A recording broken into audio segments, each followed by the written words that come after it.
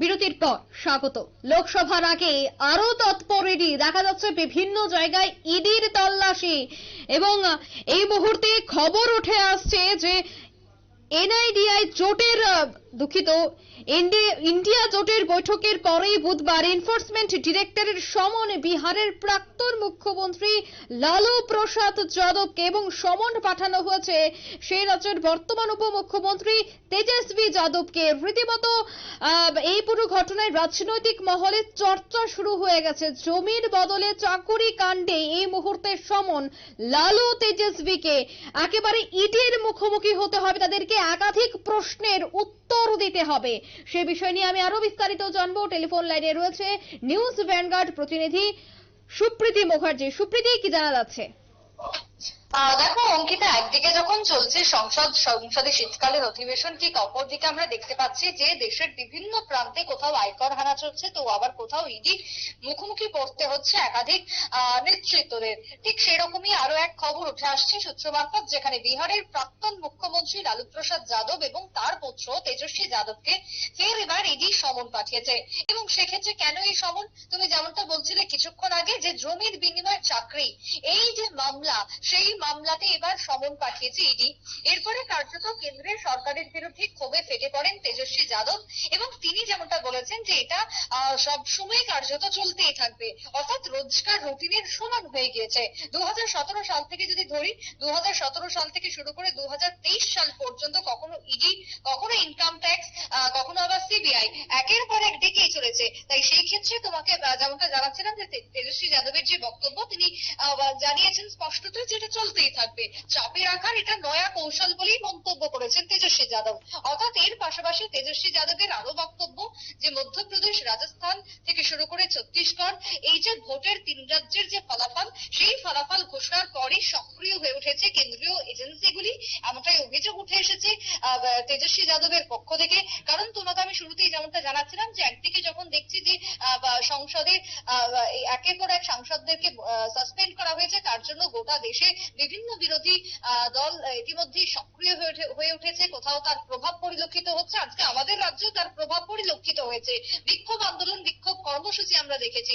এবার তারই মধ্যেখানে ভোটের যে ফলাফল বিধানসভার, সেই ফলাফলের পরই কেন্দ্রীয় বিভিন্ন যে সংস্থাগুলি রয়েছে, বিভিন্ন যে এজেন্সিগুলি রয়েছে, তারা সক্রিয় হয়ে উঠেছে বলেই মতামত উঠে আসছে বিভিন্ন মহল থেকে। তবে সুপ্রীতি, এই সমন পাওয়ার পর এই মুহূর্তে রাহুল বা তেজস্বী থেকে কি কোনো ধরনের বক্তব্য উঠে এসেছে? দেখো সেক্ষেত্রে এখনো পর্যন্ত কোনো বক্তব্য আমরা এখনো অব্দি পাইনি। তবে সেক্ষেত্রে খুব শীঘ্রই এই বক্তব্য উঠে আসবে এই প্রসঙ্গে, যেমনটা আমরা এখনো পর্যন্ত বলতেই পারি। তবে চলতি বছরের যদি আমরা কথা বলি, এই মামলায় তেজস্বীকে ইতিমধ্যেই ডেকে পাঠিয়েছিল ইডি। তবে তার যে পিতা অর্থাৎ লালু প্রসাদ যাদবকে এই মামলায় প্রথম সমন পাঠালো ইডি। তবে সেক্ষেত্রে এবারের যে সমন, সেক্ষেত্রে কি করবে তারা, সেটা এখনো পর্যন্ত স্পষ্টত নয়। 2008 থেকে 2009 পর্যন্ত যদি দেখি, দুঃখিত, 2004 থেকে 2009 পর্যন্ত যদি দেখি, সেই জায়গাতে রেলমন্ত্রী ছিলেন লালু প্রসাদ যাদব এবং সেই সময় অতিক্রান্ত হয়ে যাবার পরে কিন্তু তার বিরুদ্ধে অভিযোগ উঠে এসেছে এবং এই মামলাতে এবার অবশেষে ইডির এই সমন। তবে আপাতত তিনি কি করবেন বা কি সিদ্ধান্ত হতে চলেছে, সে ব্যাপারে এখনো পর্যন্ত কোনো খোঁজা করে কিছুই জানা যায়নি। তবে অতি দ্রুত যে এই ব্যাপারে ব্যবস্থা গ্রহণ করা হবে ইডির পক্ষ থেকেও। তুমি জানো যে 3বারের বার সমনের পরও যদি কেউ অগ্রাহ্য করে, সেক্ষেত্রে তার বিরুদ্ধে ব্যবস্থা গ্রহণ করা হয়। তবে এবার কোন পথে হাঁটতে চলেছে ইডি, সেটাই কিন্তু এখন লক্ষণীয় বিষয়। অঙ্কিতা, দেখো, বিরোধীরা দেখা যায় একাধিকবার তারা অভিযোগ করছেন যে একেবারে লোকসভার নির্বাচনের আগে বিরোধী বিধায়ক বা সাংসদদের বা প্রাক্তন মন্ত্রীদের এভাবে ইডির সমন বিভিন্নবার তাদেরকে হাজিরা দেওয়ার কথা বলছে।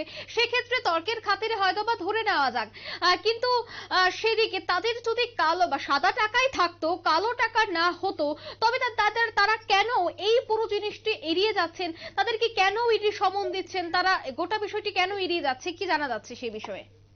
দেখো অঙ্কিতা, এর আগেও আমরা যেটা দেখেছিলাম, সেক্ষেত্রে কংগ্রেসের পক্ষ থেকে যদি বলি, সেই জায়গায় কংগ্রেসের যদি সাংসদের বাড়িতে দেখো প্রায় 300 কোটি পেরিয়ে গেছে, সেক্ষেত্রে টাকা উদ্ধারের যে আমরা নথি দেখেছিলাম, যদি সেক্ষেত্রে আমি যদি সেই রেস ধরেই বলি, যদি তার ক্ষেত্রে হোয়াইট মানি থাকতো, তাহলে তিনি নিশ্চয়ই তার বিরুদ্ধে তিনি জানাতেন এবং প্রয়োজনে আয়কর দপ্তরের বিরুদ্ধে কিন্তু ব্যবস্থা গ্রহণ করা হতো, যদি তিনি তার ডকুমেন্টস অনুযায়ী তার যে হোয়াইট টাকা, সেটা যদি তিনি বলতে পারতেন। কিন্তু সেক্ষেত্রে কার্যত দেখো অঙ্কিতা, যেহেতু নয় বলেই কিন্তু তিনি আজকে মুখ খুলতে পারেননি।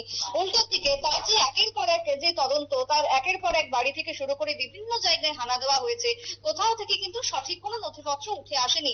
সেই জায়গাতে দাঁড়িয়ে এই যে অভিযোগগুলো উঠে আসছে, সেই অভিযোগের নিশ্চয়ই কোনো সত্যতা রয়েছে। না হলে তারা কিন্তু তার দাবি বা ক্লেম করতে পারতো। উল্টো কিন্তু যে সমস্ত এজেন্সি, যে সমস্ত আধিকারিক বা কর্তারা রয়েছে তাদের বিরুদ্ধে কিন্তু ব্যবস্থা গ্রহণ করা হতো, কিন্তু সেটা যখন একদম। আজ পর্যন্ত হয়নি, তার মানে নিশ্চয়ই কোথাও গন্ডগোল রয়েছে, একদম। অর্থাৎ গোড়াতেই গন্ডগোল রয়েছে। তারই আমরা খতিয়ান বর্তমানে দেখতে পাচ্ছি। শুধু আজকে বিহার কেন, তুমি পশ্চিমবঙ্গের যদি কথা বলো, একের পর এক নেতৃত্বদের বাড়িতে কিন্তু চলছে একের পর এক তল্লাশি। যদি আমি বলি, গতকালকে নিউজ ভান্ডার দিনভর যে খবর সম্প্রচার করেছে, পশ্চিমবঙ্গের যিনি বিধায়ক ছিলেন মুর্শিদাবাদের বাইরন বিশ্বাস, তার বাড়িতেও আমরা দেখেছিলাম একের পর এক আয়করের এই হানা। অর্থাৎ সেই জায়গাতে দাঁড়িয়ে অঙ্কিতা, দেখো একদিকে যেরকম লোকসভা ভোট আসছে, তার সঙ্গে সংসদে শীতকালীন অধিবেশন চলছে, এখনো পর্যন্ত আজকের দিনে দাঁড়িয়ে যদি বলি প্রায় 146 জনকে সাসপেন্ড করা হয়েছে।